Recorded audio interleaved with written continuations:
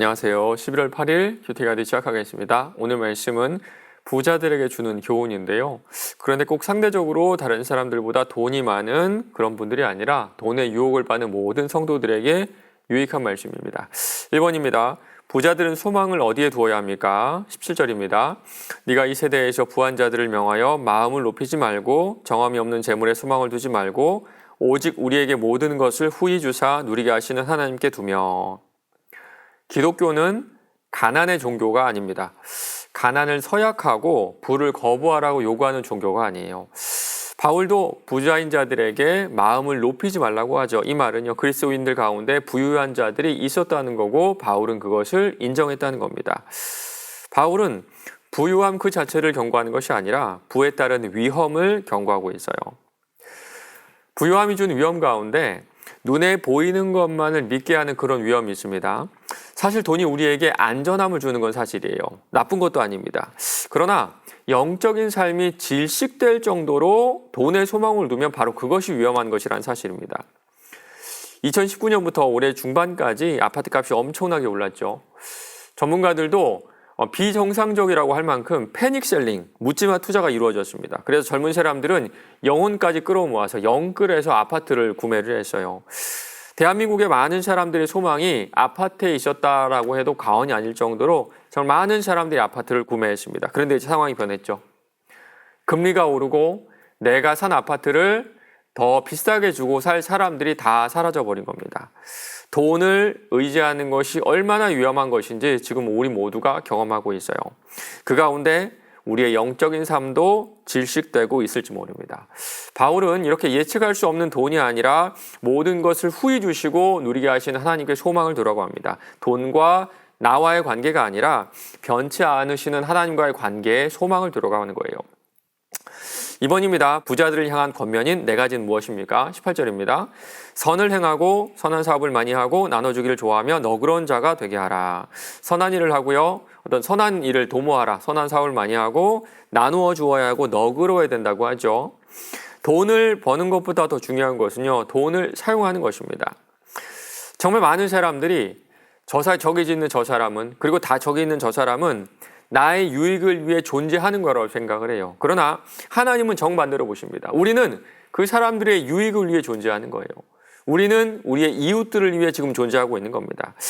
만약 부유하신 분들이 계시다면 하나님께서 그 부유를 주신 이유는 다른 사람들의 유익을 위해 그 부를 허락하신 겁니다. 부유하신 하나님께서 당신의 모든 부유함을 우리에게 주신 것처럼 풍성한 복을 받은 사람은 반드시 그 복을 나눠야 돼요. 그리고 그 방법은 오늘 말씀에 나온 것처럼 참 다양합니다. 각자에 맞는 상황에 따라 환경에 따라서 마음껏 너그럽게 살 수 있다는 겁니다. 3번입니다. 디모데가 피해야 하는 것은 무엇입니까? 20절입니다. 디모데야, 망령되고 헛된 말과 거짓된 지식의 반론을 피함으로 내게 부탁한 것을 지키라. 디모데가 목회하던 교회에 거짓 교사들이 들어왔고요. 그 문제를 해결하기 위해 쓴 편지가 바로 디모데 전후서입니다. 그 가운데 디모데가 지켜야 될 것이 있다고 하죠. 마치 귀중품을 금고에 맡기듯이 바울이 디모데에게 맡긴 것이 있다는 거예요. 그것은 바로 순전한 복음입니다. 사도들이 목숨을 걸고 지키고 전해준 순전한 그 복음 그 자체. 바울은 디모데에게 이것을 잘 간직한 교회가 되라고 부탁을 하고 있는 거예요. 그래서 피해야 될 것이 하나가 있습니다. 망령되고 헛한 말, 거짓된 변론. 망령되고 헛한 말, 거짓된 변론. 그런데 피하다라고만 우리가 이렇게 성경을 번역했는데요. 그렇게 한 본문의 의미를 잘 살리지 못하는 것 같아요. 앞에 허탄하고 망령된 말은 피해야 되지만 거짓된 지식의 반론은 피하다보다는 물리치다가 조금 더 정확한 번역입니다. 맞습니다. 교회의 순결함을 위해서는 적극적인 모습도 필요해요. 4번입니다. 부자들에 대한 권면을 읽어보고 재물을 어떻게 사용해야 하는지 묵상해 봅시다. 17절부터 19절까지가 이렇게 관련 구조로 나오는데요. 먼저는 마음을 높이지 않는 겁니다. 돈은 우리를 참 교만하게 만들어요. 정말 이상하게도 우리는 돈이 많은 사람들을 특별하게 좀 대단하게 보는 경향이 있습니다. 그저 돈이 많을 뿐인데 좀 특별한 사람으로 여기죠. 또 반대로 돈이 많은 사람도 자신을 특별한 사람으로 여깁니다. 맞습니다. 이것이 바로 우리가 돈을 높이고 있다는 증거예요. 두 번째는요, 나에게 주신 재물을 통해서 우리는 미래를 준비할 수가 있어요. 20절입니다. 이것이 장래에 자기를 위하여 좋은 터를 쌓아 참된 생명을 취하는 것이니라. 맞습니다. 재물은 하늘의 보화를 쌓는 도구가 돼요. 여러분 어떠신가요? 여러분이 가진 재물을 통해서 하늘의 보화를 쌓고 계신가요? 아니면 그저 나를 특별하게 만드는 수단으로 이 땅 가운데 쌓고 계신가요? 5번입니다. 마음을 높이지 않고 재물에 소망을 두지 않는 사람들이 진정한 신자입니다. 재물의 유무와 상관없이 나는 재물에 소망을 두고 있는지 하나님께 소망을 두고 있는지 돌아봅시다. 그리고 18절의 겉면에 따라 지금 내가 할 수 있는 실천들을 생각해 봅시다. 1세기를 연구하는 1세기의 소아시아를 연구하는 어떤 학자가 이런 글을 썼습니다. 그 당시의 부자는 상대적으로 다른 사람보다 돈이 많은 사람을 의미하기도 했지만 하루 3끼 먹을 음식이 있으면 부자라고 여겨졌다 그래요.